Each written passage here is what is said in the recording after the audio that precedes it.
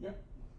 So live streaming. Ah, perfect. Where do we put the paper? So it's over here where you suggested. okay. Yeah, we left it here. We left in the people selecting. Anyway, tomorrow I put a new one. Yep. This afternoon I will just put left like this, but now you know the two first we will put them back after that. Exactly. Yeah. So it's here. The badge are okay. I just. Yep. They're perfect. Thank you. The coffee you see. I've already had gone bought some coffee. I assume it's okay to pour the coffee in. I know. Yeah, I just use. It will be important to say that I think that is a big fact. Yes. Otherwise you pay they charge company 40 cents for each. Okay. No, it's here. It's everything has to be recycled and so Oh on. So yeah. now they have decided that everything is paid. So if you Oh, okay. good to get back. Because I owe you 48. No, it's finally I saw it was 34. Oh, 34. Okay. We forgot in fact the transport of the company will bring the sandwich. It's no problem. Emilia told me, she said, at least I've done a mistake. I said, don't worry, I know Alan. Yeah, don't worry. By the way, I've sent you the bills.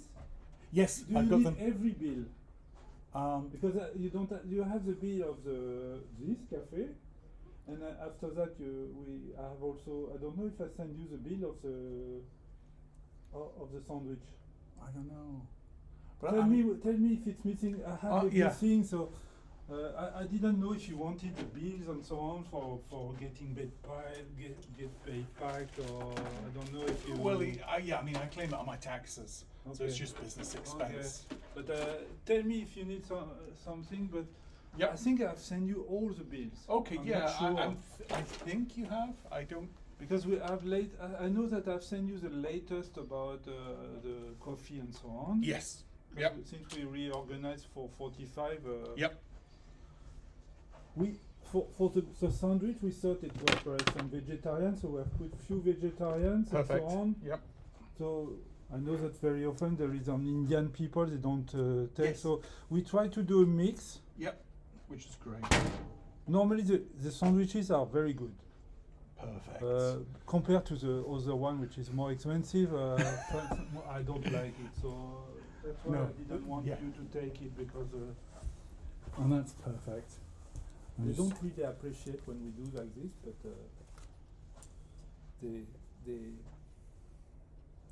if it's missing one like this, there is still some others, huh?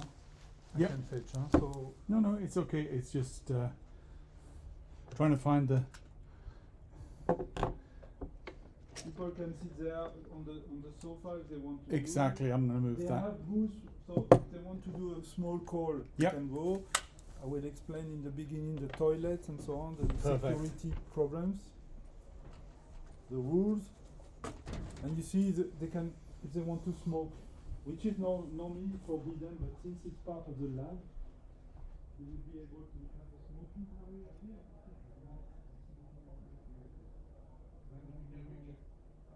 Okay, people can go and speak with my people in the lab. I will not be there all the time, No. but during the break, if they want to discuss with the people, they can discuss with the people. People can show what they are doing. Yeah.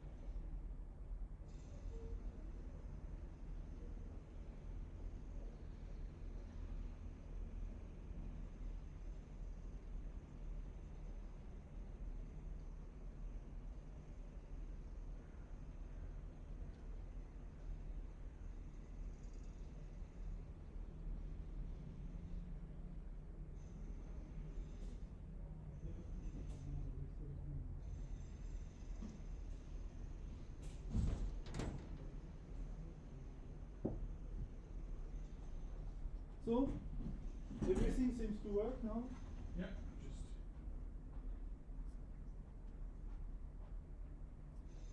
I think the area is quite... just 147. Just get the address. Just need to respond to this. I think I gave the address to... It's in the logistics page. It's... Okay. You have to tell people multiple times.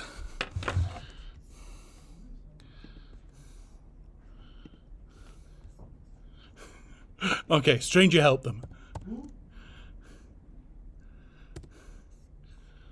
It's working? No, somebody was lost trying to find this place. Okay.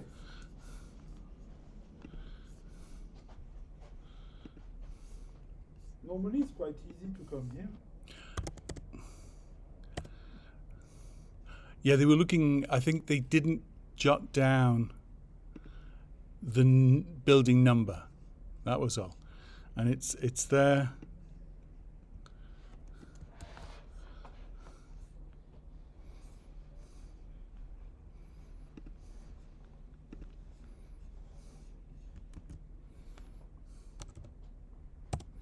There you go. Right. Like I say, so I will not be there all the time. That's okay, But don't worry. you have my number. If you have anything, you just call me. Okay. I guess you have my number because I will be. I have a lot of meetings. I'm responsible of. Are you connected on WhatsApp or? Oh yeah, I'm on WhatsApp. Let's do WhatsApp because Yeah. that's avoids all the roaming Yeah, problems. exactly. Let me just check. Yeah, because then I would have your number because I think I don't have the right number anymore. I would have liked to participate a lot, but Don't worry. and yesterday when when for the panel, it's really. I mean, I'm responsible of this Yeah. ESN, big deal. Yeah. Will take me 1 year of work. Okay. Just Expecting. jump in.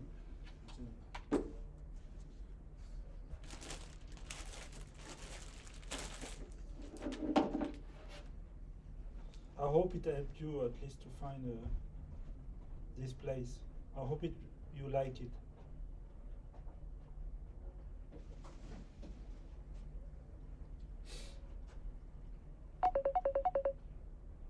Someone is calling you, Alan. Okay. Hope everyone will find. Hey, oh. There is a lot of people, I guess, on the room. Hey, Rob. Why is it not taking?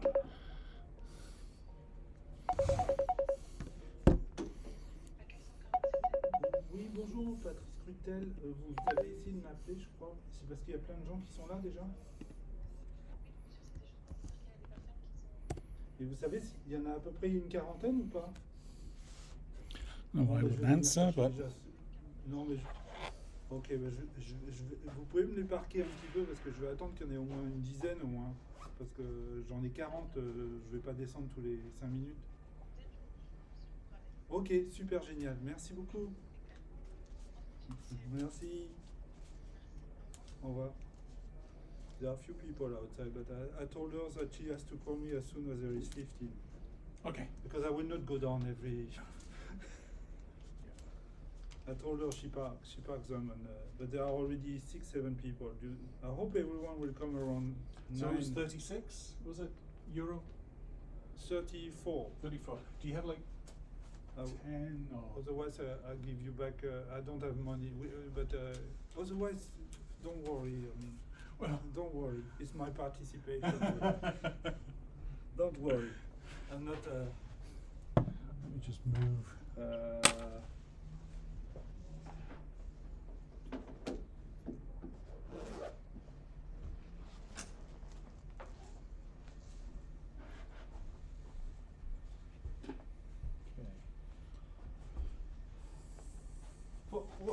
How long do you think I have 5-10 minutes for the intro or?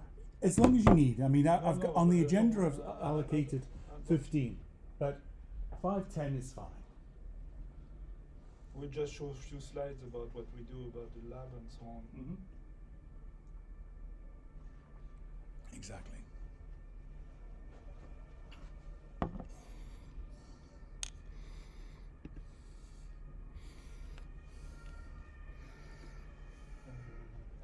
You are present. When the people present, where do they present? Are they present somewhere?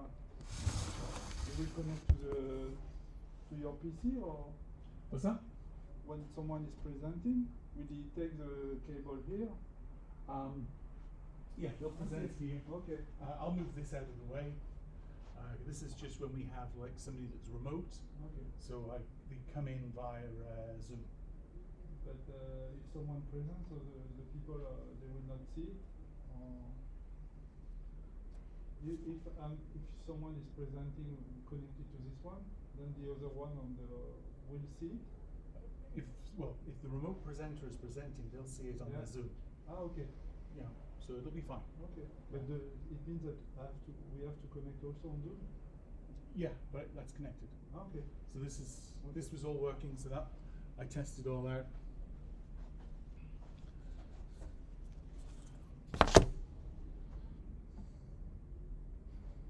Let me go back to this.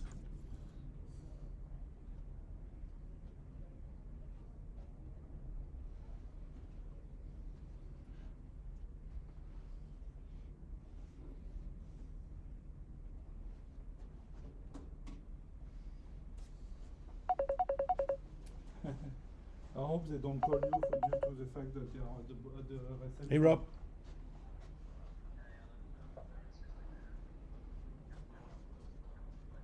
Okay. So Rob needs your phone number. +33 +33 698 698 93 93 62 No, it's okay. 698 93 93 62 62 10. 10.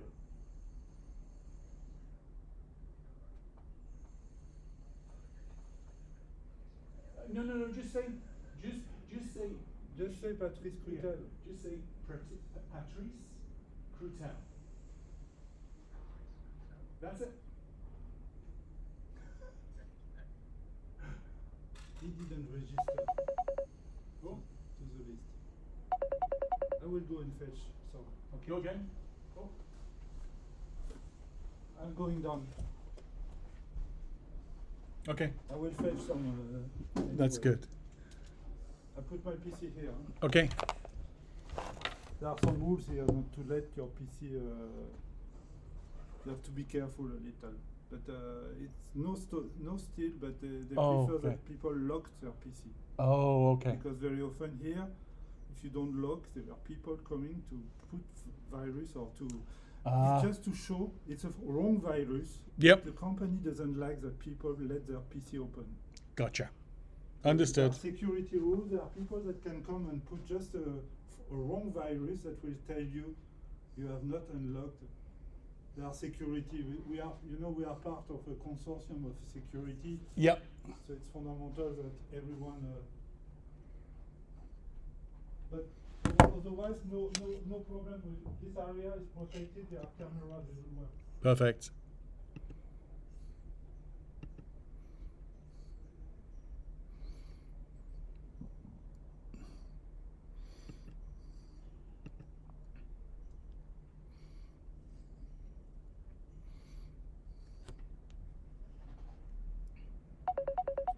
Oh. Hey, Rob. Hello.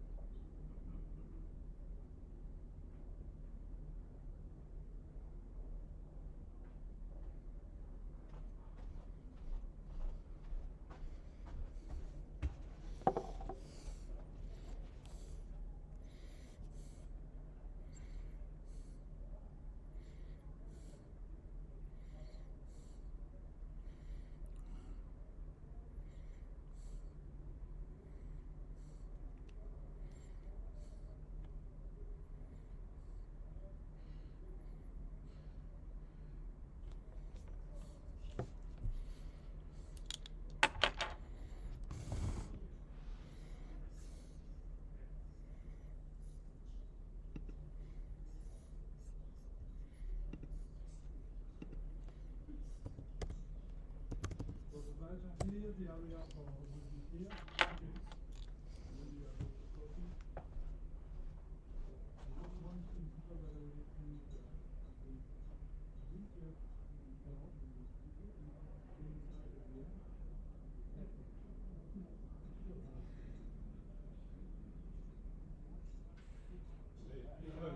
Hello, everyone. Yeah. Okay. Enrique, long time. Very good to see you in person. Hey, Sandy, good to see you. Again, Nico to there. Wi-Fi, that's the SSID, and then you'll need to grab one of these pills. Grab it, just not grab it.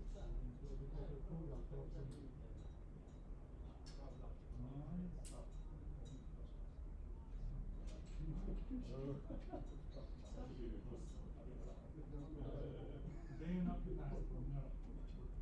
Yeah, I had they require you to wear this at all times. And then I don't require you to wear this, but it's handy for Hey,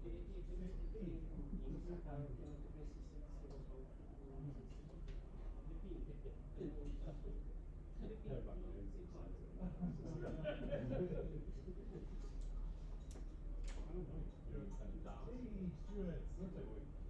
Yeah.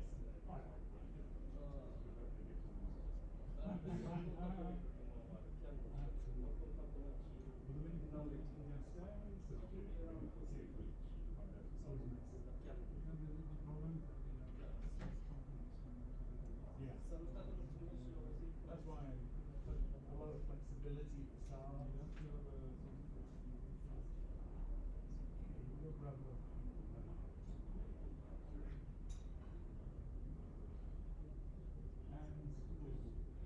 Well, there's the 5G labs. You can see where that is. But then out there in all the wilderness area, that balcony, that's available as well. So you get a bit of fresh air, taking the skyline. Unfortunately, the Eiffel Tower is hidden by that building. I think it would have been last year, we would have seen it, but now they're starting to build this one.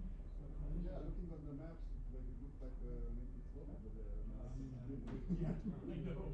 There are 2 square meters that are remaining, they are taken by the I know, right solution.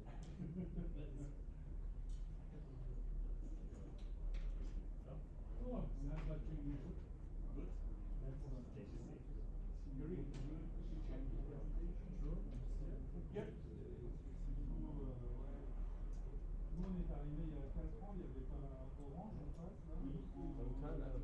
I know. Yeah, last time I was in Lisbon. That's the first time in Paris, no? This is, yeah, exactly. So I'm just going to plug in your PC, or do you want me to use the slides? We can use it. Either. So We we can don't try it, just check the connect videos, everything. if everything is connected, that's easy. Oh, yeah.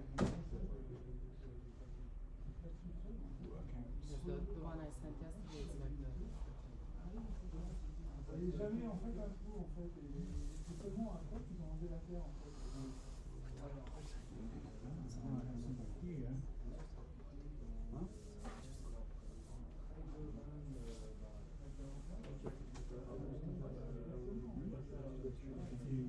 Now, I have this problem. I don't understand why I can't get this on there.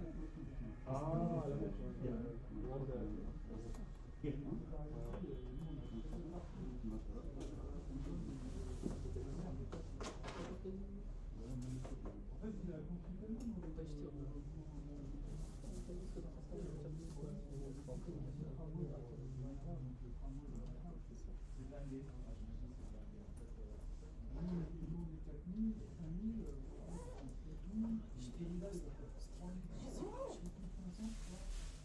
I don't know why it's doing this.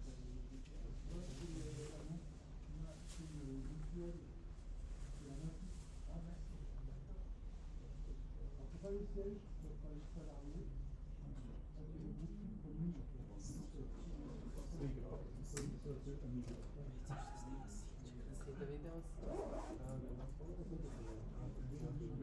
Check. Check. Always check.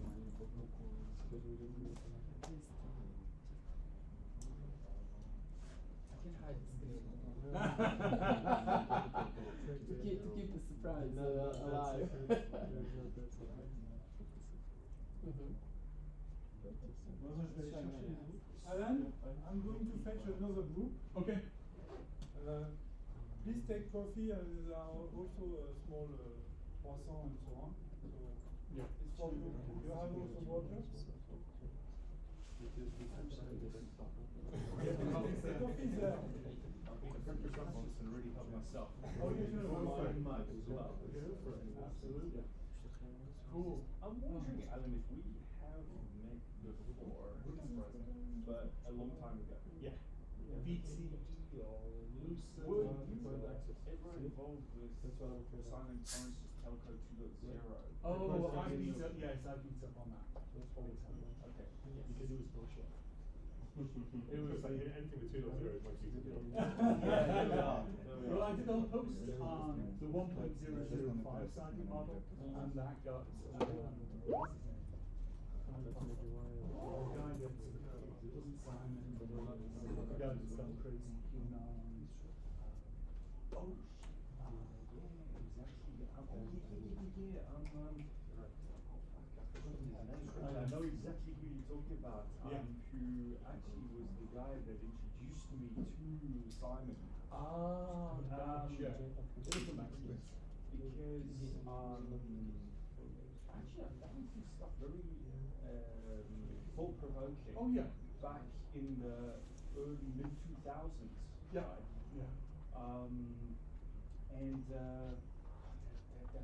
name will come back to me because Martin Gates. Martin Gates. Yes, exactly. So I don't know how. Did you have any idea how he got QAnon or how he got sucked into that? He was always, you know, a little paranoid. So he. We all, right? I mean, Yeah, I've got to just degrees are exactly. But he was always his head floated in the clouds. So it was never based on practicality.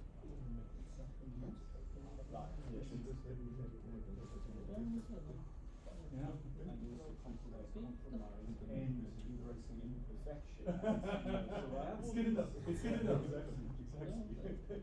Right, like I always like to say to my sort of British, like sort of friends, etc. Better in than out, right? And the whole reason why certain events happened in 2016 is because we sort of forgot that the best part of the whole European project is that it's an imperfect system. Yes. Yeah. I know, but it's all little bit. Sure, and it's so easy to have that tipping point into becoming a conspiracy theorist. It's so easy because trust me, I've got my own thing about crazy Illuminati, whatever. And, you can kind of see the sort of like the hidden hand. Yeah. I was actually about to reply to that post from Dean Bobby, right? Oh, So yeah. Dean's another mate of mine, right? Yeah. He's the one good guy at the Delta 2.0 events. He predicted off like way back in 2009 when I first got my first company 2.0 event was 2009 in Nice. Next to the TM forum. Yeah, that's a bit of a. Oh yeah. I've done that. I've presented at that as well. Yeah, Because that's another old boys now. Of course. Where everything's awesome. Oh, Cinch, you're wonderful. Oh, yes, give us sponsorship. Give us sponsorship. Yeah. Well, I cast my mind back to very early 2000s. So I don't come from a telco. I'm not part of the telco. Yeah. I have this weird thing around end user Gives if they are side. Networks and sourcing the bits that you need. That's it. It's just a part of Just to see the solution. Correct. It's not the solution. Yeah, But it's it right. did happen to be involved in building one of the very first commercial MPLS network, global MPLS carrier networks. Somebody called Schlumberger. Yes. Yeah. And video I just had. Kept trying to get decks ahead and then got that sold off to GT. Yes. Yeah. Rings a bell? Oh yeah. I sent the link. Oh, history. Now, as a messaging guy, I have a question I for just you. feel really old now, because you just keep mentioning names like that. Why won't my messaging app download, like I have group texts going on in the US, and it won't download in the US? Group. I mean, I'm roaming here, it just won't download. So I get, MMS downloads, click on it, and I've got the settings so that while roaming, download MMS. It could be no thing to connect. No one cares about MMS anymore. It's all good. Yeah. Well, for all my group texts. I don't give a shit. No. MMS is massive in the US now. Yeah. In 20 years, like 5-star. Now it's massive. Okay. But it's all like good sections. Yeah. And they can't provision MMS use for. Yeah. But it's, again, it's just another example of the US is a special market. It's always some kind. It's like when you're outside the US, then SMS is it's a service that's dying on the vine. Is IP under? But IP is just it dominates. I guess better take my shirt off. And it's always really interesting when I'm saying, the reason why that this company is not necessarily seen positively as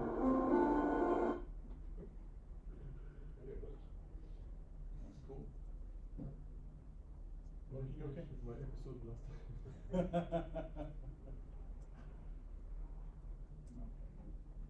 So anyway, so it is what it is. Your MMS will get delivered. Yeah. And can do it. That's better place to go today. Yeah. The worst could go in United team. But at least that's it. That's a closed solution. You don't care about things, as long as within your silo it works, everything's great. Yeah, well, that's just let all the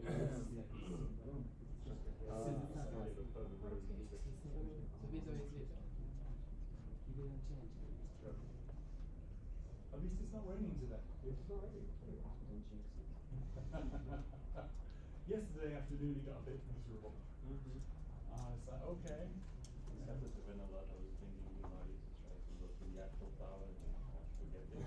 Yeah, because Aaron with his wife were there, and it was so funny. It's like they're having their glass of champagne at the top of the Eiffel Tower, and her glasses were just covered in rain. I was just looking at the top, and all you could see is like clouds at the top, and you're like, no. And there were some miserable people who tried to walk up by foot, Oh. And it was very strong impact.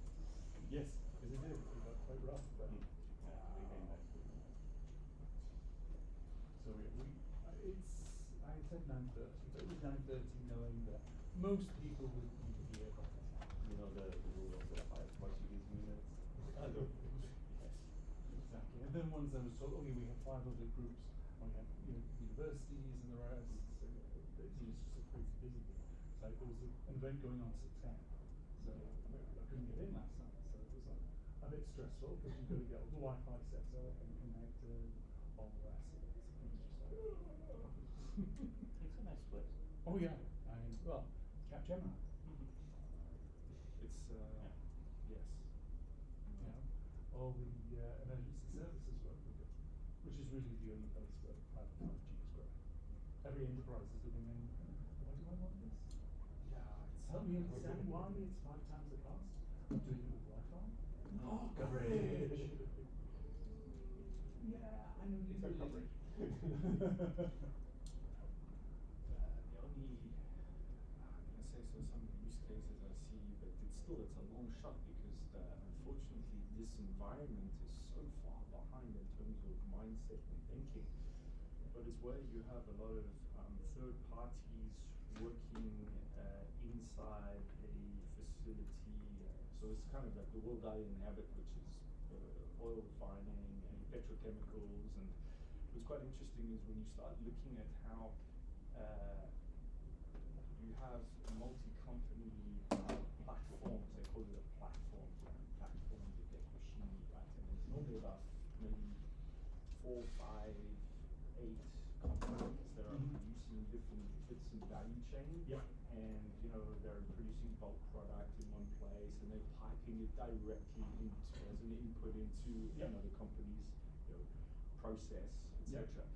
And what's been really interesting to unpack when you start to kind of like understand the comms issues, and particularly for like automation and control systems. So that's kind of like one of the places I intercepted what we built out. It's like, hold on, so you've got all this kind of like shared utility stuff here, right? So you've got, for example, you've got a common utility for providing nitrogen, right?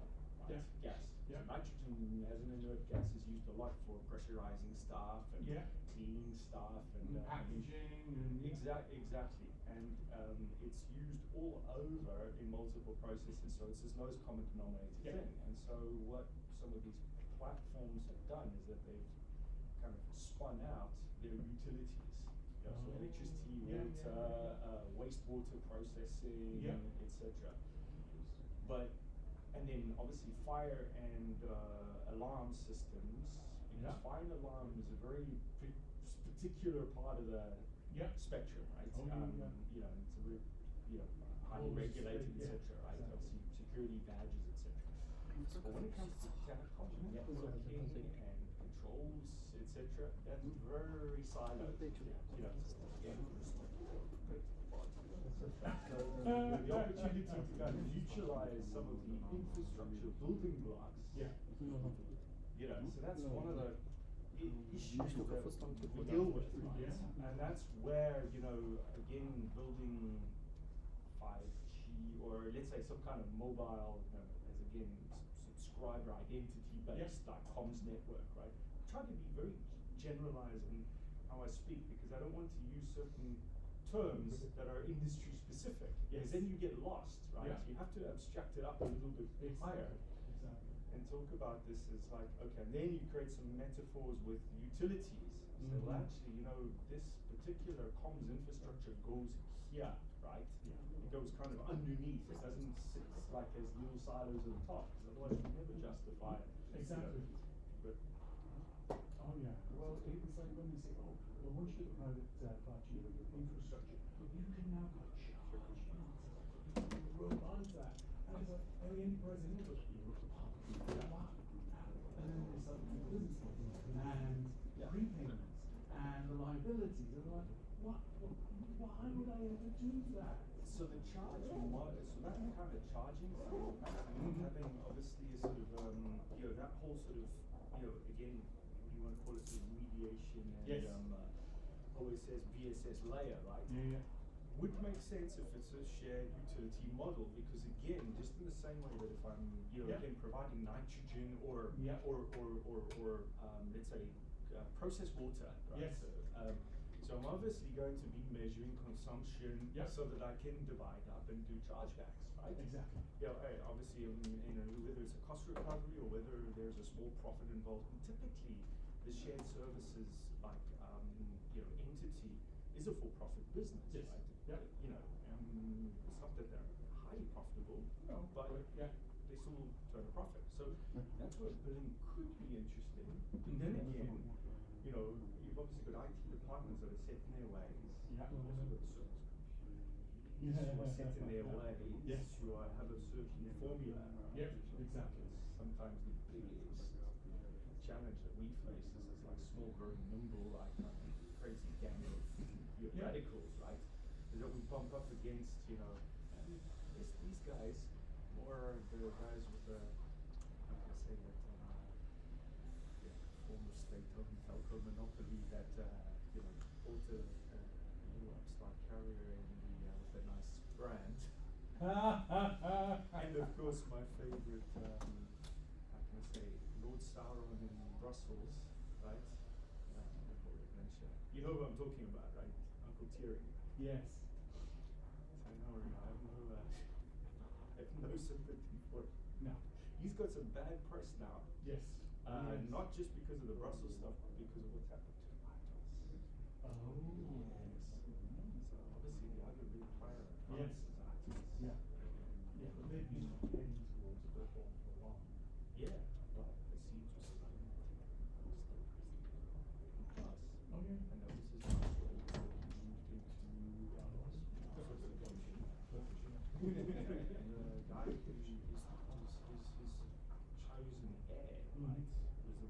walked out last weekend in disgrace. So again, there's quite a lot of insider stuff, and I mean, you know, but it's all in French, right? You know how to find them. Yeah. It's like sort of, No. We got all good? Good. Excellent. It's good that I checked, but I found that I need access to the video. You've got to,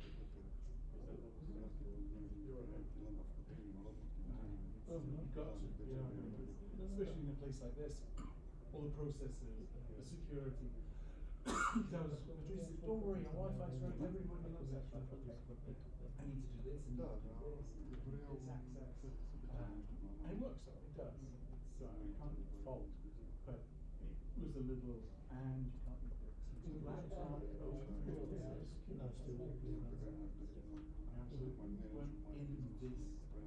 This place, so this has a special demarcation there, and we had our laptops open and left on, unattended. Security. Yes. Oh yeah. Patrice is going to be in and out today and tomorrow because he's got some big meetings, some public service stuff in this. But I mean, looking at I have a feeling that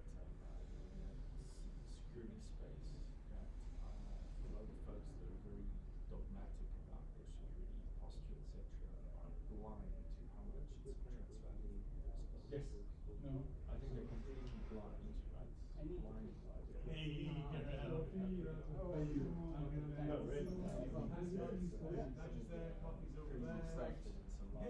how are you? No, really. Hey, guys. Long time no see.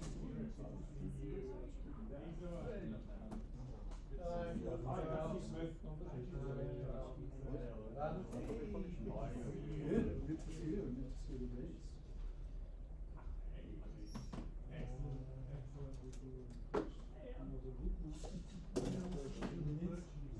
Still a long queue.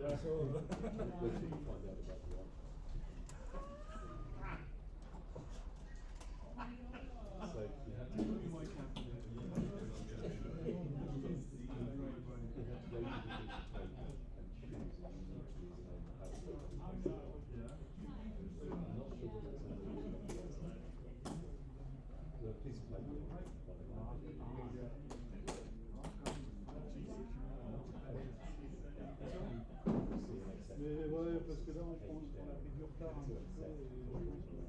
L'intro, moi je joue sur un blabla. Yeah, we're blindfolded, somebody put a sack on our head, they need a screen and everybody. The password works? Yes. You took one? Yes. Okay. You know that you want the password, Wi-Fi? No, I have 4G, so I think it's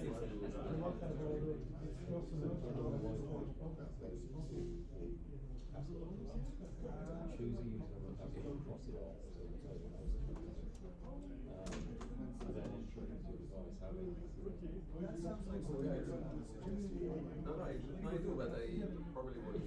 Yeah, let's do that. I probably should for that, but that's because I can. Just It's easier to do stupid.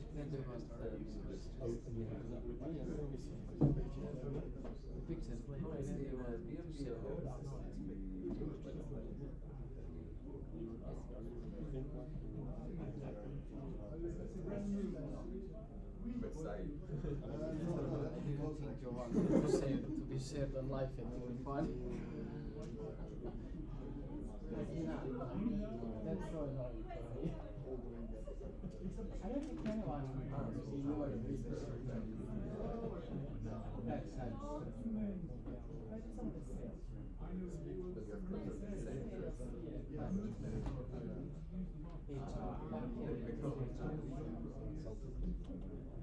Yeah, in fact, I'm meeting a friend on Friday afternoon at 10.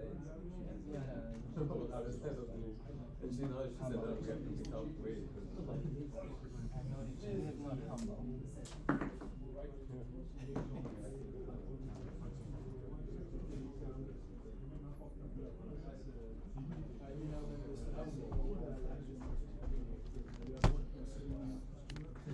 Yeah, no, they think it's another, it has another name.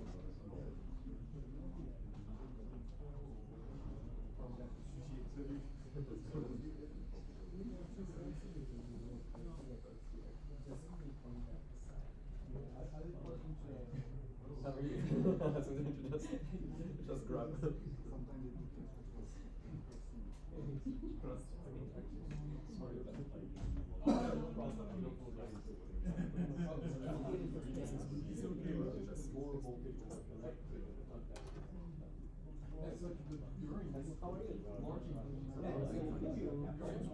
Yeah, there was a complete conference. No, it was really nice. I enjoyed it. It's the process, you know. It's like on the tablets, all in one page. Nobody goes to logistics, goes to how to progress, and then a nice document that shows how to get there. It's like everyone gets asked me, I think those are the two biggest. The meeting no way, it's get it all listed out. Well, group my content and group my timing. But yeah, so we need to, I mean, people have been to it a few times, it's just like, hey, whatever. Maybe skip that part. It is. Yeah, there's actually a lot to see because there's the historical center which we like discussed in the walls. I went to see the salt mines which are nice. Just go down 100 meters. I didn't know such a thing existed. How was the conference itself? The conference was nice. I mean, it was just in practice. It was a single day for the talks. But before they had a couple of workshops and then 2 other workshops the day after. So it wasn't really a lot of conference, or just a simple Well, it's supposed to be so clean that they can run the Olympics here. No, just WebRTC in general, but not even very specific to WebRTC because there was also the yeah, exactly. Someone was there. Had a pizza.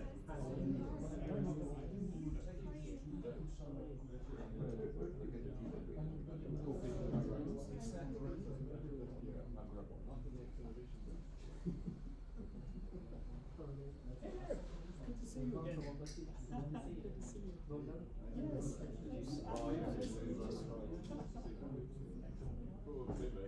I know. Oh, really? We saw you fleetingly in the bar. But we figured It's okay. it's Like that. if you wanted to go to the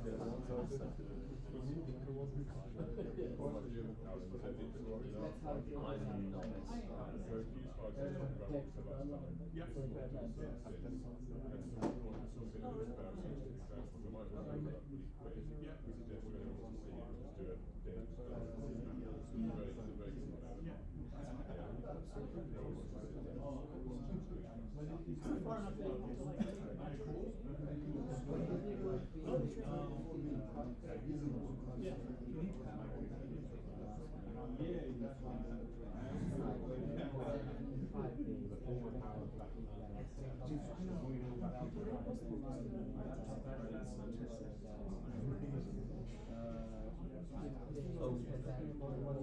yeah, so I don't come from the one in Poland.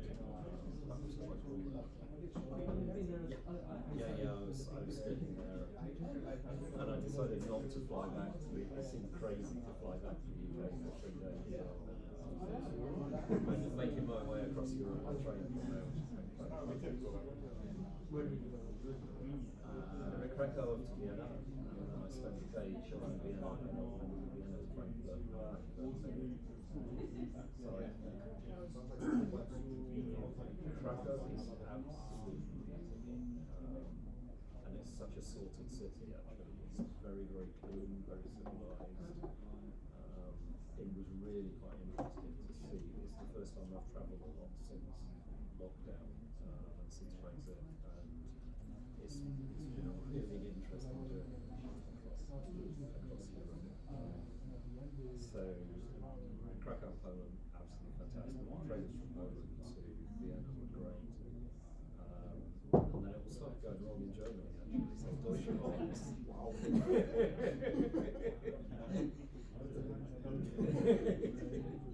But honestly, I've taken about 10 trains, and the only ones that were delayed were Deutsche Bahn.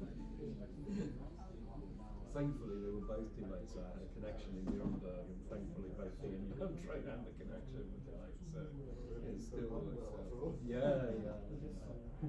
And then I finished on the TGV from Frankfurt as well. It was really cool. That was good, but it's been interesting on this.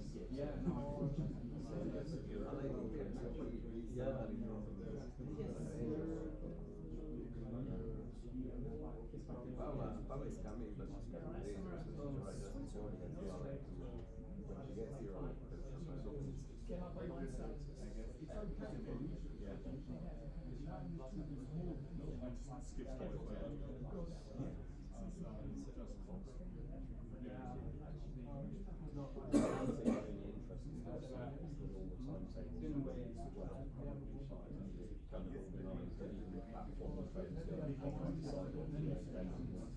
gets here, I'll We have this crazy thing in London at the moment, the line that I'm on in London, where the train company, can't quite work out which train they're going to use at any point. So they kind of announce the platform about 6 minutes before the train leaves. Everybody's, And then it got quite dangerous because people were, and also the train were crowded. And it got quite dangerous, so the fix for this was to take the big information boards down at the front of the station and move them to the back of the station, so that it kind of diffused this. And it was just crazy. So they just made the announcement boards harder to read and more confusing.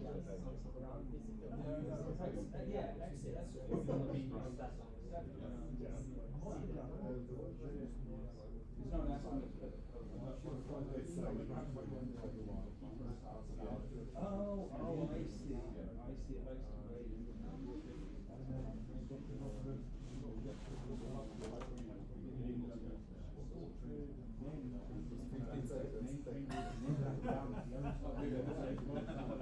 Really?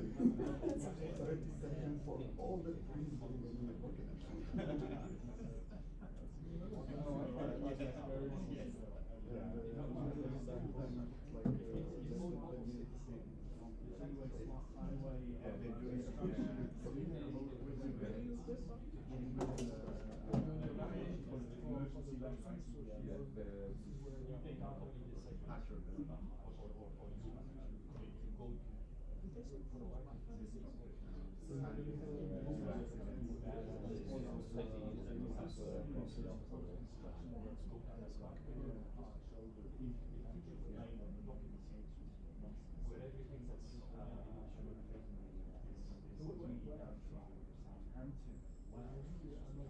Well, yeah, did you read the privacy statement we had page 3 before you clicked on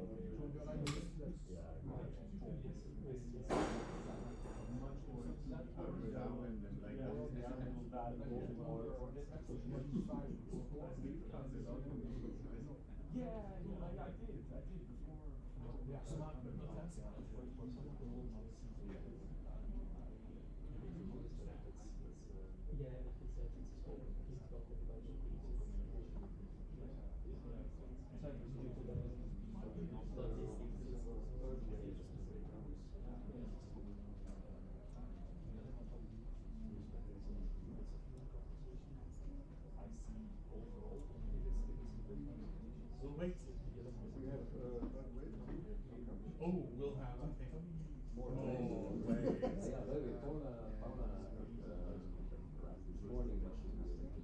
Okay. Oh yes, absolutely. We've got a closed storeroom there. We've got lots of spaces here. Or if it's not raining, you can go outside and work. So there's lots. Yeah. Oh yeah. I mean, just go through the door there. It's a beautiful area.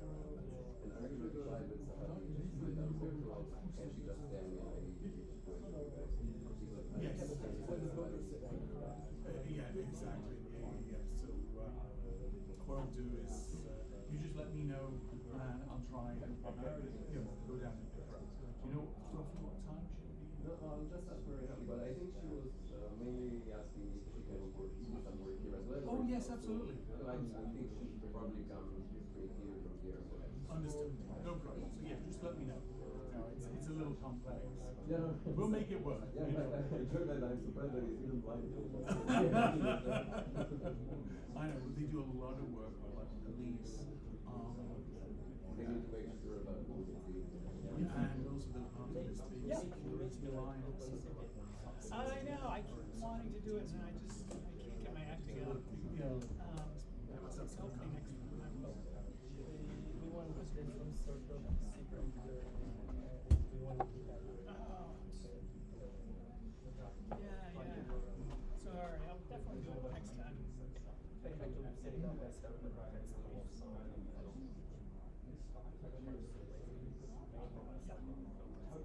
Nice going. Peter, nice to get you. What other stuff were like? I know last time you were doing a lot of. I am.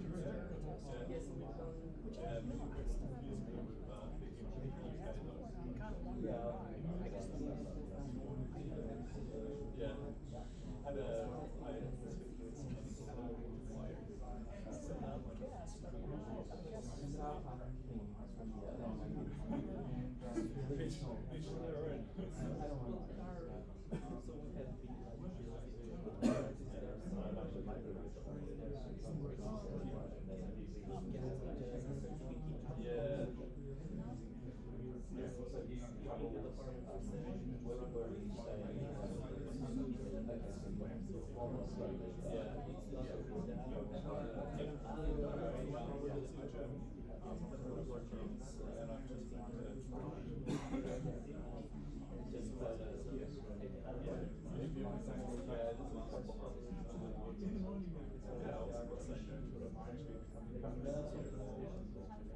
But yeah, I would like to do it next time. But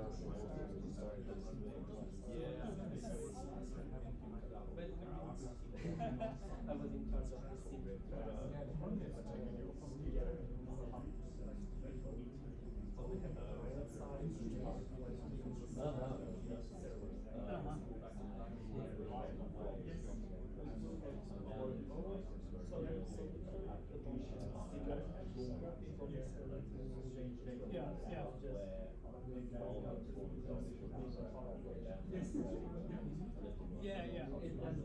It was very ingenious. I like the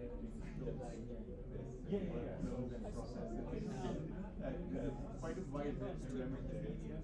Just what you wanted to This kind of stuff. Transcribe all the screens. I'm working on a brand that's called Separate codes, yeah.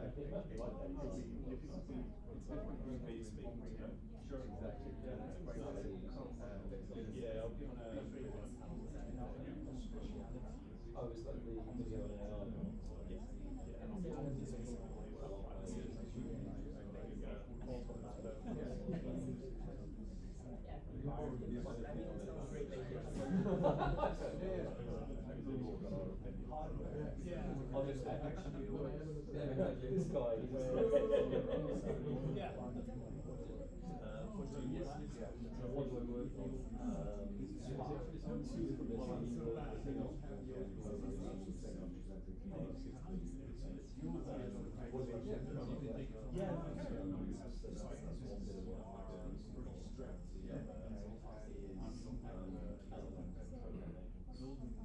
Okay, interesting. Are you building your own service or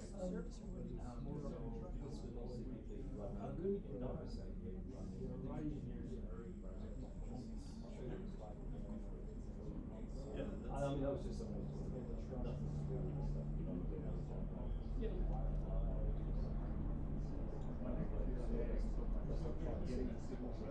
is, that's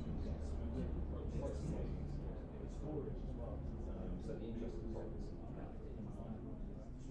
when it's all the interesting part is that you both look at any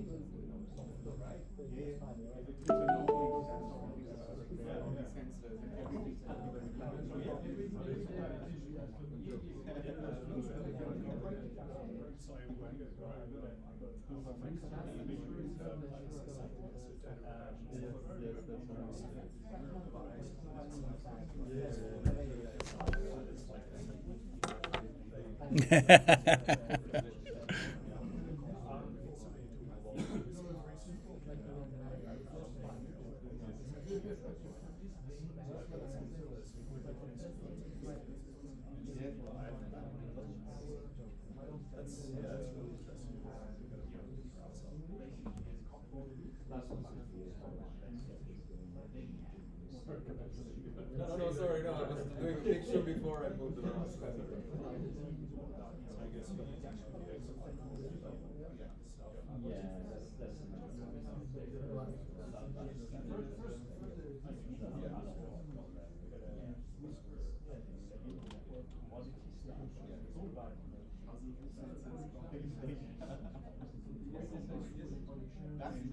That's some big tip. For sure.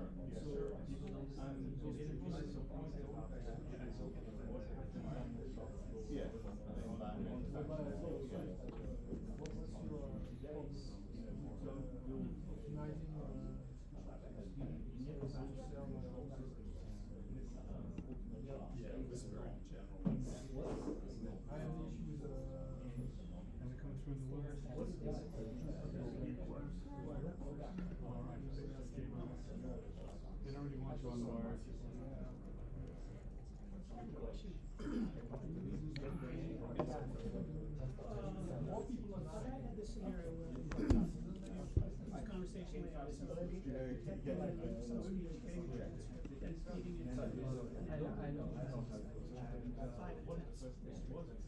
One of the intents, this was a test app, and one of the intents was to barge in, to test the barge.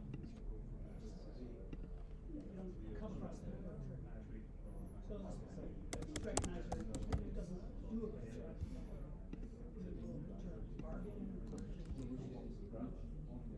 Well, my question is, then we really won't detect the intent, but acoustically it's very simple. So do I need a piece of AI to measure the I mean, somehow it just went wrong and kind of goes wrong. I can't, speech records will never be perfect. The NLU is doing some kind of sentence on there. It's not going to. It really doesn't matter. They're all try to cover it. I mean, I can't. I'm going to assume that I don't have perfection there. But what I want is, when it comes to the intent, I want an acoustic similarity to come to.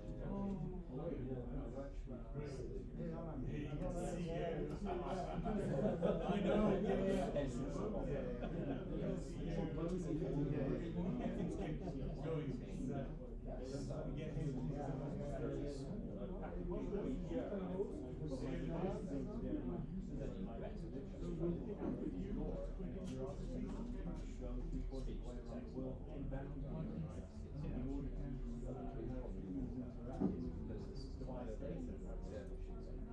Yeah. Right. But that's the solution of. I had one that. By the way, did you find that in or? Can't I feel some No. perfection? Long story.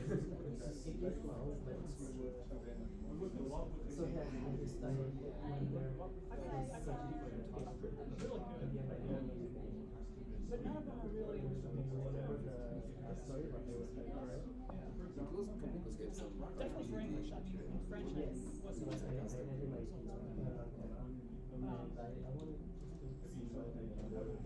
Yeah, yeah. I had one of It's really good. But again, it's not always going to be perfect. But if you were a human listening to that, you would know, oh, I just can't make that. My suggestion the solution is when I get the transcript, if I don't have a match to it, I'd like to know, is it acoustic?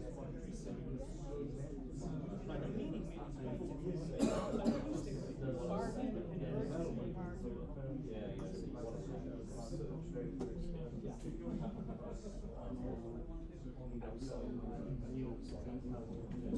I mean, the training values Okay, no problem. Then I'll just make this. I just have this in the background. Did you solve your problem? Yes, it was a very simple thing. I clearly did not understand.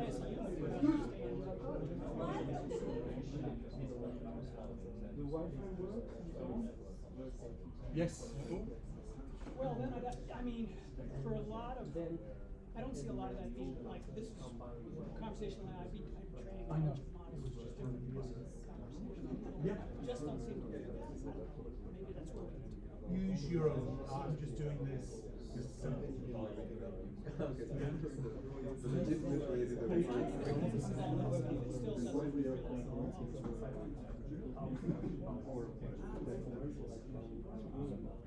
This one you don't see different. Which one? This one. No, well, it's a speaker, but it's also a camera. Just one.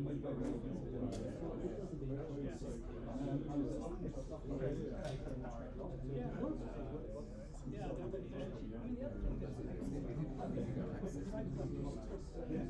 will be at the end the video, Oh, okay.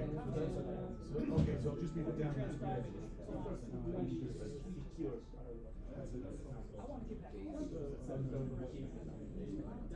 It's like an interpreter, and you only heard one side of the conversation. You don't have to get rid of it. Dave.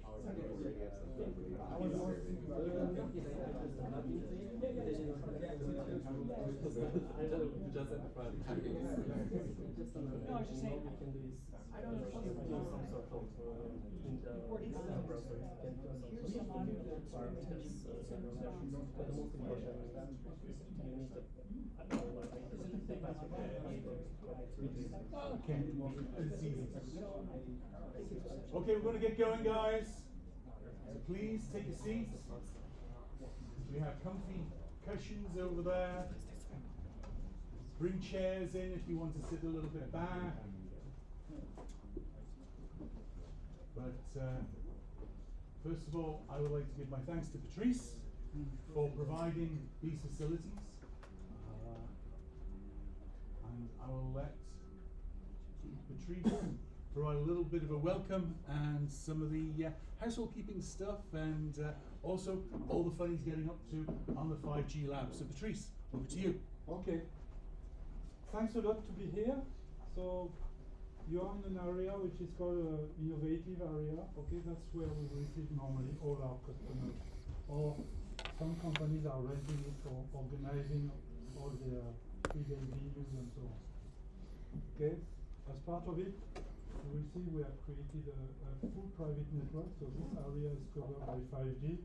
And we have a private network which is here, where we have done innovation ourselves. That's where we tested the innovations. That's where we do also some of our work we are doing for public safety and so on. Really some development of application on top of this 5G. Okay. In general, I will not explain what is CAP. I think a lot knows about CAP in a way. We are still part of a lot of people. I mean, there are people from different domains. AI, I mean, this Gen AI is a big topic of the moment. There are also a lot of people part of the cloud domain. You know, in France, for example, we are developing the sovereign cloud of the French market, and so on. So a lot of different companies and different, I would say, organizations. I'm personally part of the consulting, so Capgemini Invent, which is a consulting part. So we help basically all our customers in their strategy and so on.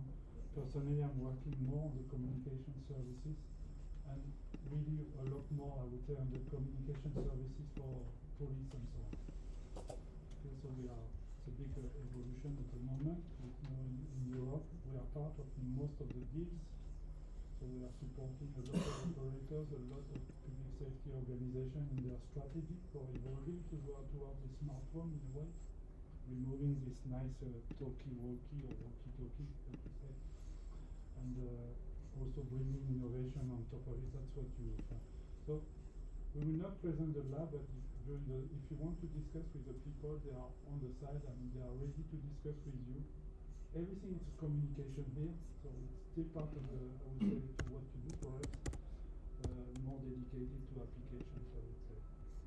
Some rules, so like I was saying, this one you have to always carry it. You will see that this building is very secure, so if you forget it, you may have someone really bringing you to say that you have to have it, and don't worry.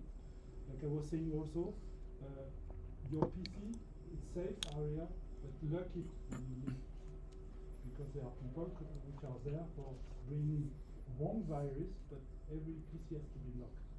Okay, when you are not close to your PC, that's security things. Some toilets are on the corridor where you know it's very close to here.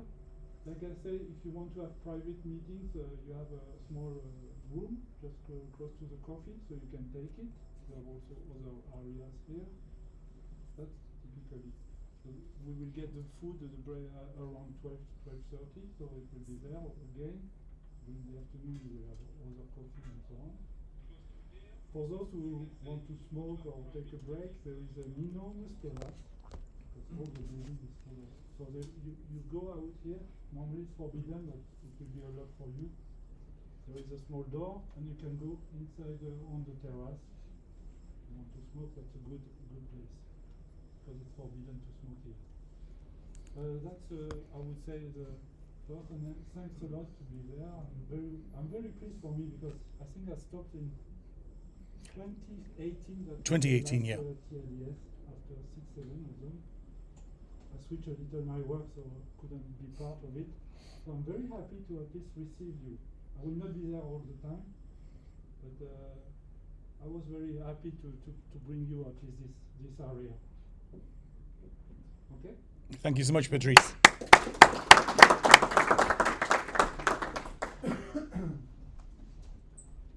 Excellent. So I'm going to be really quick through this to hopefully only take a few minutes, and then we can kick off with Kareem with his keynote from Uniphonic. So you've got the logistics. One thing Patrice didn't mention is the plastic cups are recyclable, so don't dump your plastic cups for your coffee or water, okay? Kick off with a thank you to our sponsors, Strollid, Telecoms Exchange, SIPHub, Security, Jambones, and Uniphonic. Without their support, this doesn't happen. It's as simple as that. And we have many partners that help us make this happen as well. So again, thank you to all our partners in supporting us with TADSummit. So this is our 11th TADSummit. So first one was all the way back in Bangkok. Now, let me quickly check the audience. is Jean? Oh, there he is. So Jean was there at the first one. Also Philippe Sultan, but he's not here today. He'll be here for our drinks this evening and for tomorrow, hopefully, when he's presenting. So we still have two of the original cast members involved. Because I don't think, Karel, yours was Istanbul in 2014. So why TADSummit? Well, it remains the only place to get a no BS, it's in our policies, understanding of what's working across technology, services, and go-to-market, okay? And where things are going to go. Everything isn't awesome in our business, okay? There's a lot of changes happening, and those changes come through, well, it's sort of partially linked to the pandemic. What I'm showing here is the stock price of Twilio. And when they got up to significantly more value than AT&T and Verizon, they got very jealous. In fact, it was 2021 or 2022. One of the things that was being commented on is how annoyed AT&T and Verizon were at Twilio being so expensive. Well, it takes them a while, but they're sort of now wreaking their revenge on Twilio with the campaign registry. Charges that were fractions of a cent are now half a cent. It's to the point where even if you're unregistered, you should not be able to send a SMS. But of course, as we all know, carriers are leaky buckets. They have many binds, so there's always a way to get a message through or a voice call into a carrier. But what that's meant is, and we see it all around the world, it's carriers want their fair share. All I want is what's coming to me through being an oligopoly and sat on a platform. So you've seen price rises, but it's more complex than that. It's not just stuff like with 10 DLC in the US. We've seen carriers move in as business models mature. It's like Microsoft. Microsoft has services that innovators build around their OS, and then Microsoft goes, ooh, that's cool, I'll build that myself, and then absorb it into their platform. So this isn't new, but what we've seen is with carriers cherry picking large wholesale accounts, where it's more of a commodity deal, where they've got the DNA to be able to work with Facebook or Google for terminating SMS within their countries of operation. Also because they're no longer jabbering about you've got to implement SMS using one API, and carriers were trying to force that on Google, and Google was, no thank you. And that's one of the reasons why it works with aggregators. Also, I've already mentioned 10 DLC. Also what's happened because of the jealousy, because of Twilio's valuations, we've seen a lot of messaging monopolies pop up and taking advantage of the lack of competition. And in the limit, what it's going to do is accelerate the transition to IP for small, medium enterprises. Okay, so that's why in markets outside of the US, you already see a lot of companies talking about how advanced small, medium sized companies are in the use of WhatsApp, Line, WeChat, and other IP-based messaging. But let's not look on the negative side here. In the programmable comms business, we will always remain in the lead because we can innovate faster, we can focus faster, we're in control of our roadmaps. If you look over at telco, they're always talking about their transformation into techco. Well, guess what? Programmable comms are the techcos in the comms, telecoms business. And there's a whole host of opportunities that are being tackled and monetized today. Real-time video, telcos on in it. And that's where WebRTC and AI are starting to have some really interesting inroads. We're going to hear from Aaron and many of the members here on video and AI panel session, conversation and AI. We've got many players that are doing some really interesting stuff here. Uniphonic, through Webio, and many others. I was on podcast with a large consultancy, and they were asking me about developer-centric telcos, and I explained to them that that is an oxymoron. Okay, you need to have the DNA to be developer customer-centric, and when you're an operations company, you simply don't have that DNA. We're also reinventing the old with AI in this space. So you're going to hear a fun demo. It's actually deployed on using something as old as USSD and AI. It's a fun demo. I enjoy what they're doing there. Also, listening to the customer and solving the problems in days, weeks, and to be able to customize in that time because you own the roadmap. In most cases, because it's built on open source, so you're in control. Also, the ability to mash up web, telecoms, and best of breed. It's not about being our platform or the highway. You build what's necessary for the customer. That is being part of the solution, not the solution. And not trapped in the echo chamber of GSMA, Mobile Ecosystem Forum, Mobile World Congress, CTA, legacy vendors. That ends up with the mess that we see in Deutsche Telekom, with Ericsson massively overpaying for Vonage, and then using its carrier politics, well, vendor politics, to potentially squeeze out what was a far more cost-effective solution in another part of their business. But anyway, that's enough from me. It's 10:20, so what I'd like to do is, first of all, thank you for attending. There's a lot of people that are watching this virtually. We've got a lot of people that are on their way, shall we say. Some were going to be presenting in person, but then tested positive yesterday, so they will not be here because they don't want to get us all COVID. So with that, what I'd like to do is to hand over to Kareem. You can come on down, and I will get you set up here with your presentation.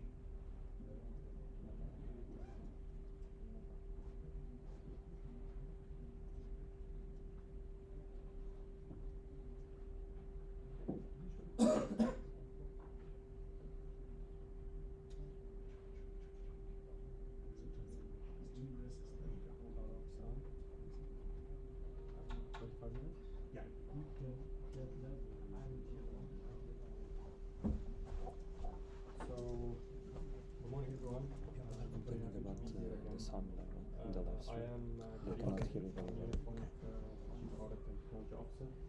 I'm actually very excited. I'm very happy to be back. I want to start by thanking Alan for keeping the habit of bringing us all in one room. I remember the first time I joined was maybe 7-8 years back, and I left with a lot of insights, learnings, and the last time I was presenting was 4 years. But it's always remarkable to join you because I leave with a lot of learnings and inspirations about the industry. So, allow me to start with a couple of questions just to understand more of my audience. Who has operations in the Middle East? Anyone have? Yeah. Is it you? You? Okay. So anyone have operations in the Middle East? No. Okay. So what I'll be covering today is some of the trends, the CPaaS and the market trends that we see in the Middle East. How did we change or drive more transformation on our products and our go-to-market? And then a closer look to the market, the landscape, the drivers that push for CPaaS services in the market. And at the end, we picked like a few case studies that we worked on with our customers, which would hopefully give you a better sense of how we work with our customers. So quickly, who are we? We were founded 2006. Our headquarters is in Saudi. We are proud to be serving more than 5,000 customers across different industries. We have 500 Unitinies, which our team is very diversified. We have around more than 40 nationalities, which is something that we're proud of as well. And we're handling around 1 billion transactions monthly across different channels. So I want to start with the everlasting question. I think one of the things that when I attended like 7-8 years, we had the same question as well. And a lot of people had different opinions on the CPaaS dying or declining, or it's evolving. And actually, what I've learned is it depends on how you're looking at it. If you look at the CPaaS as still as it was first introduced, as its wrap up of providing communication channels through APIs to enterprises. So then it's debatable how long it would last. But if you look at CPaaS as providing the ways and means for communication, engagement, and driving customer experience for businesses, so I believe it's evolving like no time before, because you can see a lot of consolidations here. You can see CPaaS players getting into chatbot solution, contact center solutions, and other things. But, and there's always but, from what we've seen in the market, there's few trends that are pushing and shaping how the CPaaS services are evolving. Starting with the conversations, I think it's becoming second nature for all of us. We're all using, chatting, and they're using different chatting apps all the time. The leap of AI, and that's good. The leap of the AI, and all the businesses want to take advantage of that leap, especially when it comes to their operations efficiency and scaling their businesses. And the third one is hyper-personalization, which has proven to be an integral element for conversions for businesses. So taking a closer look at each of these trends, it's no doubt that conversations is picking up. I mean, in the Middle East, we've seen like tremendous exponential adoption lately, more than ever. And if you think about it, how many of us would call a call center and wait on the line for support agent, whether texting or sending a message for the support? I think the majority of us, especially younger generation, would prefer to text with these businesses. And how does that relate to businesses? They've realized that conversation marketing solution could be one of the fastest and the quickest way to push customers through their conversion channels, through their sales funnels. And the second one, which is the leap of the AI, and how we've seen these different businesses and different industries are trying to capitalize on that. First, of course, is the virtual assistants, and I'll be sharing at the end a nice use case we've implemented on providing more virtual assistants, helping in automation, scaling the operations. We've done a lot of use cases that help streamline the support operations for a lot of businesses. The second one is the personalization and the marketing automation. And I believe it's have never been easier, where you can create customer journeys, not only that, but even adopt these customer journeys to the end user, and having a different experience for each of your users based on their activities and their history of engagement.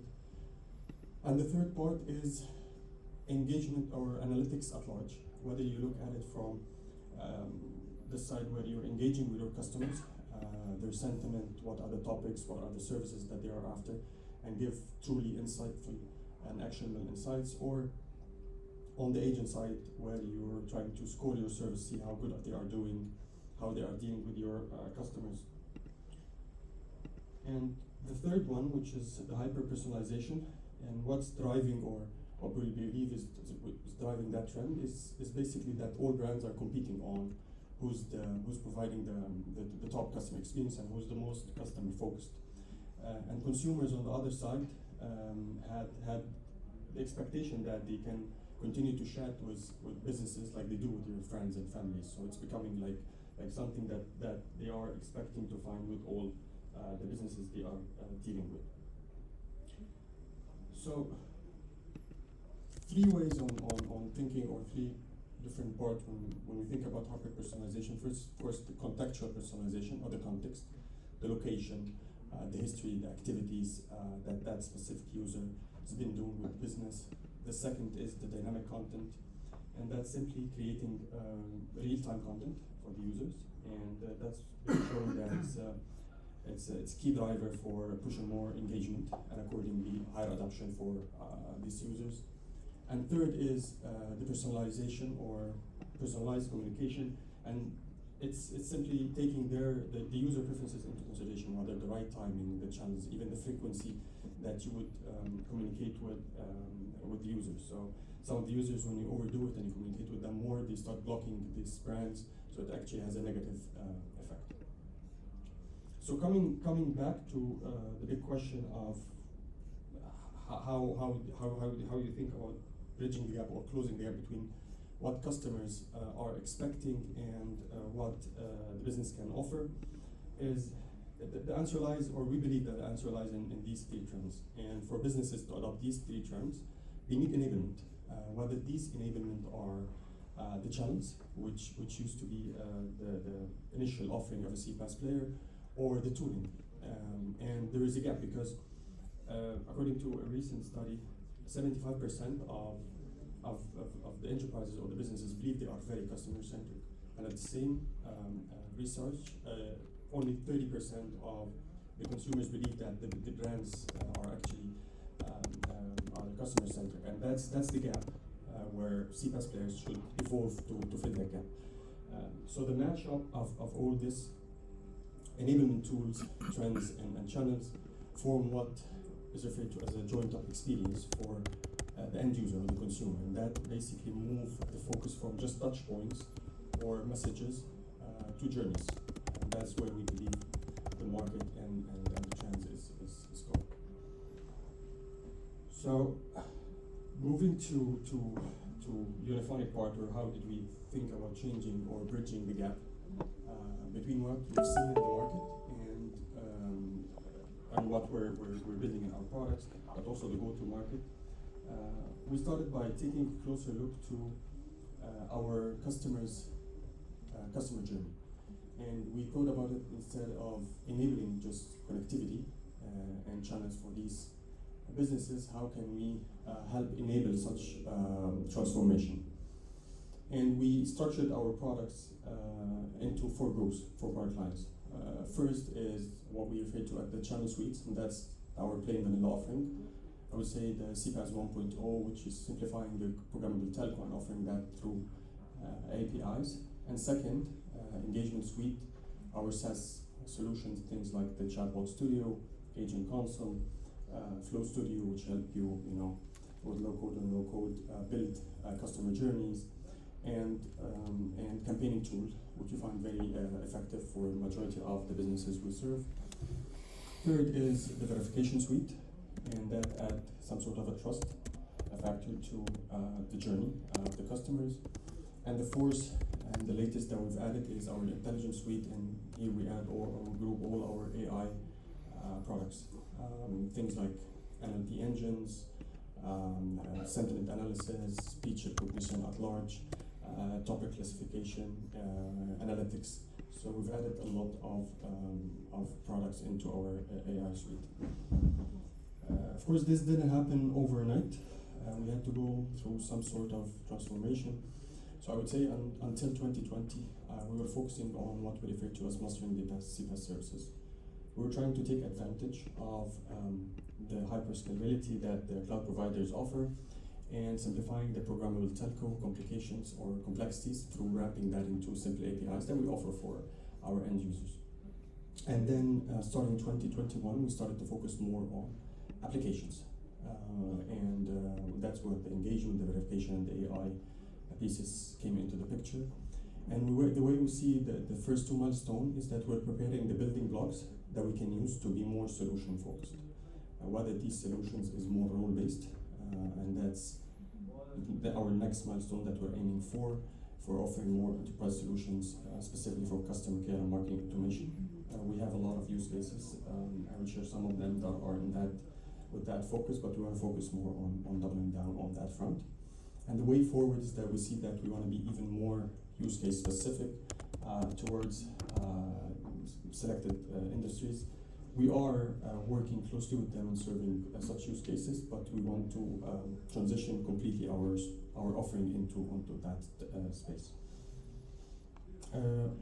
On the second front, which is to go to market, we found the need that we also need to change dramatically the way we look at our go-to-market, because at the beginning you only needed to have some sort of list of APIs and a good documentation for that, and that would be enough because we were targeting a more techie persona.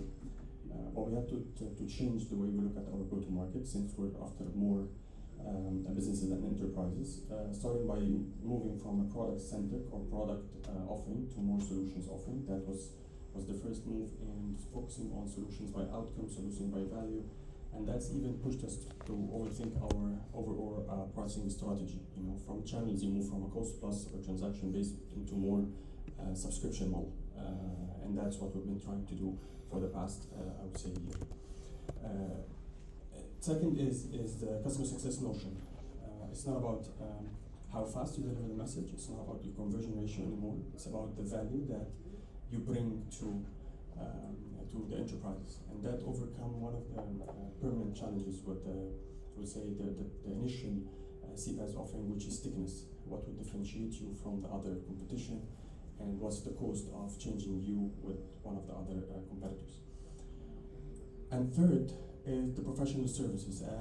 Again, when you're focusing only on channels, all you have to do is provide the connectivity, and in some of the highly regulated industries, you will build VPNs and things like that, but it's all on the network level. Once it's up, you're good to go. With offering such solutions and applications, you need professional services heavily, whether to set up the integrations, build the conversation and the bot, train your AI engines. So it's needed to actually make sure that the customers realize the maximum of the solutions they've paid for. Third is getting to a closer look about the Middle East.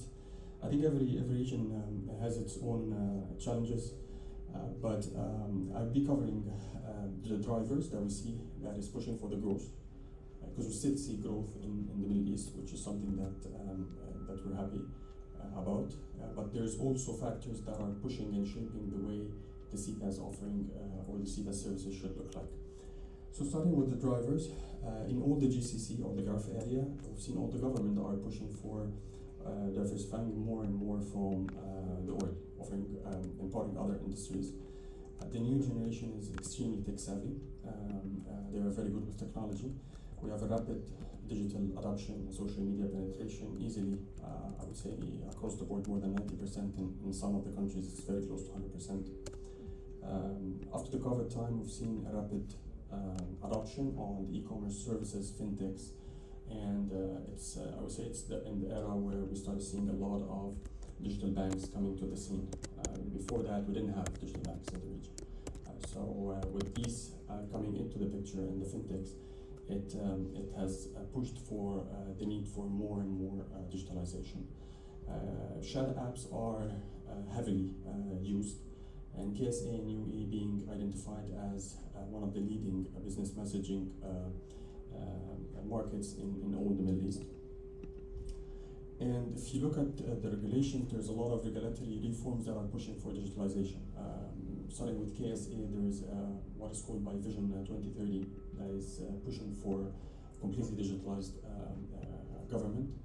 And you can see most of the services as we speak is digitalized. UE triggering AI specific initiatives across the nation, which is also playing a big part in pushing for more digitalization in the nation.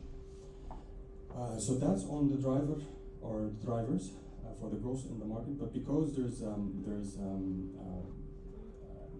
I would say stable economy in the Middle East, you can see a very unique mix of competition. So the competitive landscape is very interesting. So you have local players, you have regional players, and you have international players. And you would need to have a different competitive advantage when facing any of these competitors. And I recall even in the TADSummit we've discussed a lot how competitive it is to even compete with the telcos in the local market. You know, it's very challenging. They provide you the infrastructure and you go and compete with them. But adding to that mix now, the fact that there's a lot of consolidation that is happening. So in some of the opportunities that you have, you're competing with the operators, and some you're competing with the chatbot providers, and other competing with the CPaaS. So because there's a lot of consolidation. Local operations, I want to start by the fact that Arabic is a language that has 25 dialects. So think about it, if you're training a bot, you need to cover 25 dialects. And not only that, but we have a lot of expats that are living in the region. so you even need to cover other languages. You can look at it as a challenge, but it's definitely an opportunity. But the first thing that the leading technology houses would focus on is to cover English, French, German, and other languages. While Arabic is very competitive, so that's an area where we can add true value to our customers. Also, people value much the face-to-face contact. Yes, we can have like conference calls, but to sell to somebody, you need to shake hands. I mean, like if you can sell up to a certain ticket over the phone, but you need to shake hands, you need to be close to them if you want to get to the high tickets.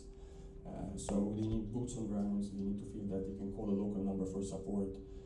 So they still believe in close support, especially for critical, I would say, projects. Cloud versus in-country. When we started, we were adopting completely 100% of our infrastructure was through hyperscaling, even mastered the hyperscaler. And we were known in the Middle East on how good are we when it comes to scaling. One of the hyperscalers, 3 hyperscalers we were the biggest account in the Middle East for them. But and then we got struck of the compliance and regulatory ask data protection laws. You can think about it close to the GDPR, but more complex in the way that the GDPR is like standard across all the EU. In the Middle East, every country has its own version of compliance and regulatory. So you need to accommodate all these regions. And some of the regions, they don't have hyperscalers yet, due to a lot of regions. So what add the complexity here is that you need to put a lot of investment in building your scalability stack, taking into consideration that you're handling the billions. So you can think about it, if we're handling 1 billion a month, that means that every transaction at least trigger another 10 transactions. That's the minimum. So it's an infrastructure that need to scale to cover 10 billion, and you cannot keep it on all the time because that would be crazy money. So you need to take care of that piece as well. There's also the ongoing, I would say, challenging equilibrium between driving innovation and regulatory. Continuous cyber attacks. You have to, like as a CPaaS company, you need to have a license. It's very critical to be terminating on a GSM network. So you need to have a license, and you have certain compliance and regulatory that you need to follow. And if you want to target like a big industries like fintechs and banking, you would need to also be compliant with their own regulators. So putting all that in mind, we see that all these together is actually an opportunity because it plays in the modes. It's not a market where you can pass easily on. It's a market that if you come in, you need to invest heavily. You need to understand a lot of things to make sure that you can drive innovation. And moving to the exciting part. So this is these are a few of the use cases or the case studies that we do with our customers. I wanted to pick like different industries from different countries just to give you a flavor on what we do with our customers. So Rifi is a very, I would say, interesting retailer and e-commerce. You can think about it as it's close to Macy's, where they have like in-store and they have an e-commerce platforms. Tabi is a very innovative fintech. They are focusing more on the buy now, pay later services. Araud is a logistics company focusing on last mile delivery. And the last one is a bit futuristic. It's a use case or a case study for Istanbul Airport. So starting with Rifi, they've consolidated around 5 companies they are preparing to IPO. First, we worked with them on driving more leads on the marketing automation piece. And actually, it resulted in a very good numbers, but the challenge that we faced is the incoming volumes.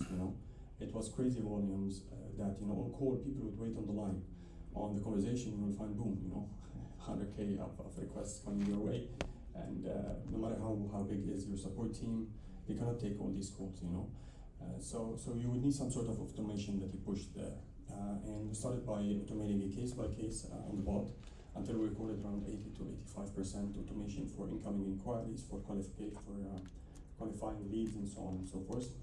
And And what we want to show here is like at the bottom, these are the building blocks, which are the products. Before we used to sell these things that are at the bottom, which is the products itself. What we transition to is that we use this so we can have a faster time to value, faster time to market for our customers, and to completely customize a solution that fits solving or overcoming their challenge. Tabby is another great partner and customer that we have. They are utilizing a lot of our communication and engagement applications and engagement services that we have, but I picked this one because it directly impacts their business. You know, they are about lending. So one of the most important things for business survival is the connection, you know. What we've done with them is that we've worked closely on offering them a dual channel approach through conversation, WhatsApp, and through the call. And that, according to their latest analysis, that helped them in having 10% more in response, which is a very good number. Not only that, but give them a bit of insight on what to expect, because both on the voice and the WhatsApp, it's a session-based communication, so you can track and see when they can reschedule the payments and see what's coming in. Third is another interesting, I would say, use case with logistics. We started with pushing campaigns and doing different campaigning on helping them push the registrations on their platforms. And then we moved to the other part, which is the shipment management, and how can we help on more cost efficiency by validating the addresses and also giving real-time updates for the shipments. So we started with, I would say it's often easier to start with a lot of the businesses with the marketing piece, because they see quickly ROI, and then you start moving to the customer care, because you know that this will drive, if you have very efficient marketing, it will drive challenges on the customer care, because it can't be just humans that are trying to take all that load coming in, and you would be more utilizing your team more efficiently, where the humans would be focusing on the real problems that require their attention, you know, but not somebody asking you, where's my shipment, you know. It's like, just give me the number, I can let you know the solution. And the last case study, which we believe it's a bit futuristic, so let me leave you with 1 minute video, and then we'll be very happy to take questions if any. Also be very happy to answer any questions about anything about the region you want to know.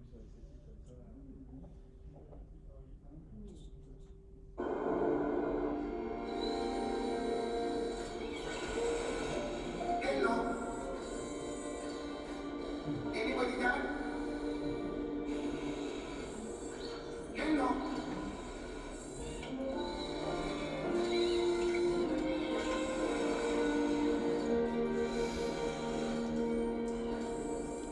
Hello, buddy.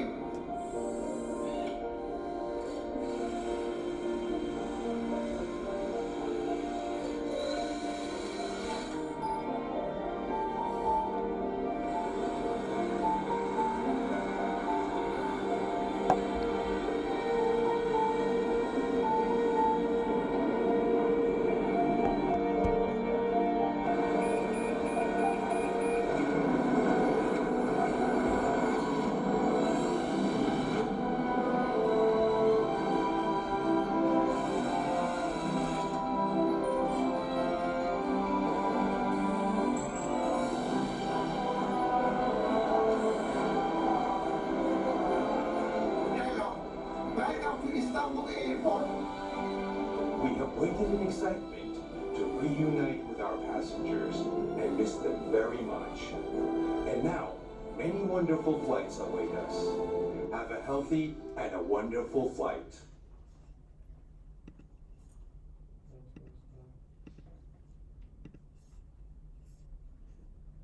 So thank you very much.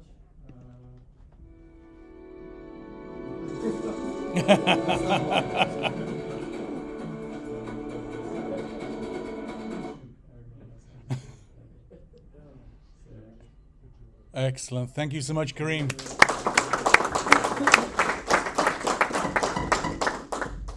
Any questions for Kareem?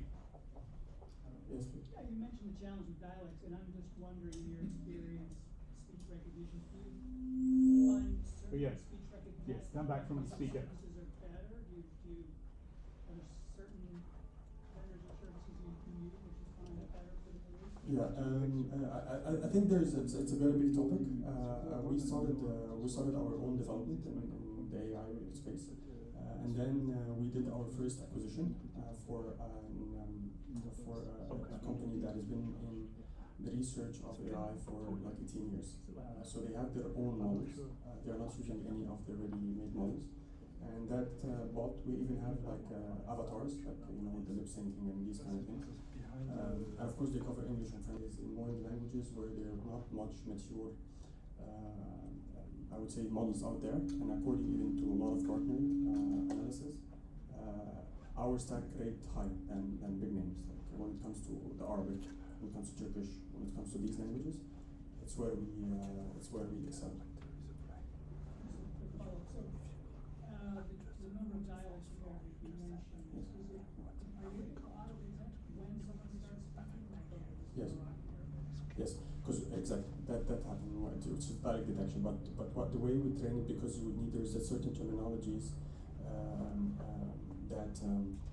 that are different from one industry to another. So usually what happens is that we take a dump of the customer care or the support, and that would form the training data for the bot, because you don't want to have a bias for the different dialects. Let's say in some of the countries, Moroccans would be more than Egyptians, so you don't want you cannot say that the training data has to be like fairly divided between the different dialects. You want it, if the Moroccans are, let's say, 40% and Egyptians are 20, you would want to kind of have data that represent that diverse. So that the way we train them is through real customer support data. It's different than when you do like social media analytics, and again you would have to tweak a little bit how you want to identify the dialect depending on which forum you're chatting. So yeah, there is a bit of best practices for different use cases. Excellent. Any other questions for Kareem? Stuart. Hi, it's Stuart from Sage. Just quick question. Actually, let me. So that's it. Remote. So, Stuart from Sage. You mentioned that chat apps are incredibly popular in the Gulf region, and yet there only seems to be one, which is WhatsApp. So I just wondered why you thought that a local variant hadn't cropped up from somewhere. You mean them building a chat app or not? Because the question is why WhatsApp? Yeah, why WhatsApp? Why not anything else? Because you don't choose it. There is other chat. By the way, the government. I mean, like there is other alternatives, and there's a couple of other alternatives. They are there, but they are not pushed on them to be used. And I think with chat apps, it's not something that you pick. It's something that the consumer push on the market. And WhatsApp is something that everybody is using. So it's pushing all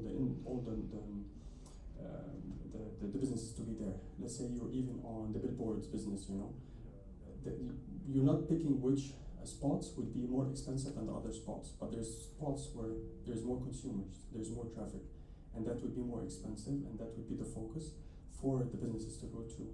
So I guess that's what's happening for the WhatsApp. But WhatsApp is not the only. I would say it's the most commonly used, especially among youth, but it's not the only one. Yes. Yeah. Thanks. Excuse me. I just want to follow up a little bit on the WhatsApp piece, because maybe you could give us a couple of examples of the alternatives, and where and what traction looks like. And you mentioned push a few times. I'm quite curious to understand some of the pull effects, particularly with consumer demand. Obviously, WhatsApp, since the Facebook acquisition, and Meta has, and obviously having worked a little bit in the African sort of space, sub-Saharan Africa, you've seen the same kind of like trend. but I'm curious to understand sort of on the pull side, you know, so customer demand generation, as well as the alternatives, if you could walk us through that. So yeah, I mean, like, it's for sure, like, WhatsApp is just to clear the message, WhatsApp is the most common language, and we have a strong partnership with Meta and WhatsApp team. And we're partnering on a lot of fronts in the region. But I would say that Twitter or X and Instagram and TikTok, especially for e-commerce, is a big thing. For them, it's even bigger than they want to be there because they can showcase their stuff. And the government itself, they have their own applications. One of which, let's say, is built and rolled out to cover the authentication piece. They want to cover that piece because they believe that this is something that they don't want to go, let's say, outside the country. They need more control over it and so on and so forth. And we know that it's not something formal, but we've heard different rumors that there is chat apps that are ready to be rolled out in the market if needed. But as we speak today, WhatsApp is definitely the one that is used by everyone, and that's where we're focusing when it comes to conversations. We just have the other channels, like even the web widgets and other things, to complement the omni-channel experience for our customers. But it's usually Thrive, but the leader is WhatsApp in the conversation space. And pull effects? Pull effects. Yeah, pull effects, right, in terms of demand generation, right? So yes, pull effect is it's easier. Like the customer, I don't think that now is a time where businesses are picking to be on WhatsApp or not. It's pull. It's more of a pull model because you know that everybody is on WhatsApp, and WhatsApp is even regulating how with conversation, engagement, and even the frequency of engagement with the customer would look like. So they are putting all the focus into that industry. Not only that, but according to numbers, we've seen that it's not a marketing statement, but we've seen it on ground that it is the fastest way to push conversion in the sales funnel. It's very easy to integrate with all the other internal systems. It's very easy to give them to scale. It's very easy to track it, and even if you have analytics, you would have like I would say amazing insights about the whole engagement end to end. You can really look at it as a journey and not like as a touch point like this. Okay, so we'll wrap up on that. If you've got other questions, you'll be here for the next 2 days if you've got time. Again, Kareem, excellent job. Thank you.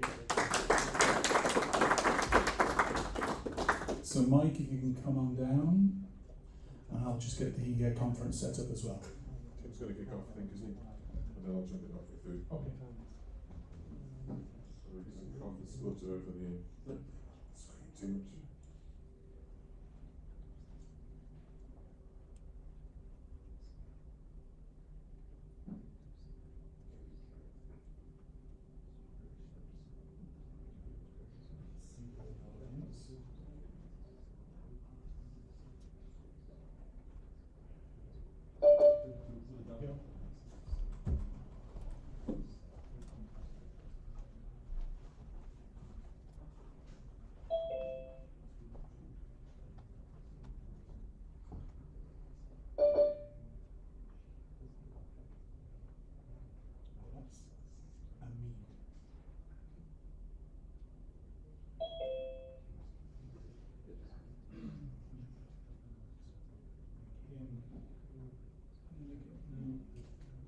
Morning, everyone. Hi, Tim. Okay, so I think Tim will want to share his screen, I think. yeah, let me just Yeah. make him the name. To go easy on poor Tim, he got COVID yesterday, so didn't make it. You're not looking too bad, Tim? I've got tissues, I've got tablets, Antivirus, hopefully, any PC. I've got hot flushes, I've got everything. Trying to work out how to make you fit with full screen. Right, you? Speak up. There you go. Oh, is that me? Okay. Brilliant. Well, shall I, I'm relying on you, Alan. Can everyone hear me okay? We can hear you well, Tim, yeah? Yeah, coming through. Brilliant, okay. So this will obviously be a double act with yourself and Mike, so let me just dive straight in then.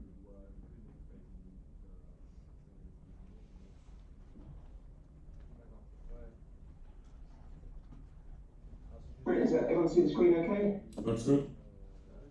Excellent, okay, well let's, I'll jump in then. So yeah, apologies for not being there in person. I really wanted to be. I think it's probably really good for you I'm not, because you don't want me coughing and spluttering over you. Anyway, so Mike and I will do a bit of a double act. The really juicy bit, I think, for everyone in the room will be, the demo Mike will do of our platform, or the recorded demo Mike will do of our platform, to show you the depth of capabilities that he's developed with our dev team. But I'll do a bit of the story setting up front. And the focus of that story, as it says on the title slide here, is about a journey that we're on as a business, but a journey we think is mirrored or needs to be mirrored in the industry as a whole, which is about going beyond kind of this notion of the Internet of Things that has quite a lot of baggage associated with it. And instead, what we've learned over the last year and where we want to go is about really trying to break down the artificial walls between IT and telecoms, so that we can become, or the mobile connectivity can become just a core enabler of digital transformation. So that's what we'll talk about for the next half an hour or so. So a few intros. For anyone that follows Alan's blog posts, I was outed as the only marketing guy in the room. I suppose I'm not in the room anymore. So I thought I might as well own that. I'm more of a marketing guy. Personal background in MBO businesses. I am at home in PowerPoint and Excel. I might have a tendency to BS, but knowing the strict policy, I'll fight that over the next 20 minutes. Mike is the software guy, and that's probably doing him a disservice actually, because he's also an entrepreneur with a proven background in building software businesses that people see value in. And he's really comfortable in all the protocols and frameworks and languages that you need to build a software-defined mobile network, which is what he's done over the last couple of years. So to begin with, then, I'm going to recap on the problem or opportunity, depending on your perspective, that we created security to address. And actually doing that, I'll recap on some of the messages from our TADSummit presentation last year. And the first of those I don't think will be contentious, and that's that mobile or cellular data consumption has grown, is continuing to grow, and will grow in the future, because it's become a core enabler of the way we live and the way businesses operate. So this particular chart, I think, is from Ericsson. Different providers for different reasons will have different versions of forecasts with different mixes of products, etc. But I think it's undeniable that mobile or cellular connectivity is fundamentally kind of vital in our modern society. That kind of level of scale has been possible to achieve, and in many ways, we should reflect on the fact that the mobile industry has been a big success story, actually, because of all of that data consumption is possible because of the industry's standardized services that are delivered securely at massive scale in an so big ticking box, for the mobile operators there and the whole industry, and that's been possible because of the level of standardization that flows right through into the IT architecture that operates within each of the licensed mobile operators, or in fact anyone that is running a mobile core network. And a main reason for the success of the mobile industry in delivering standardized services at massive scale. But also it's come at somewhat of a cost, because following this standard architecture has also meant that mobile operators have struggled to innovate effectively.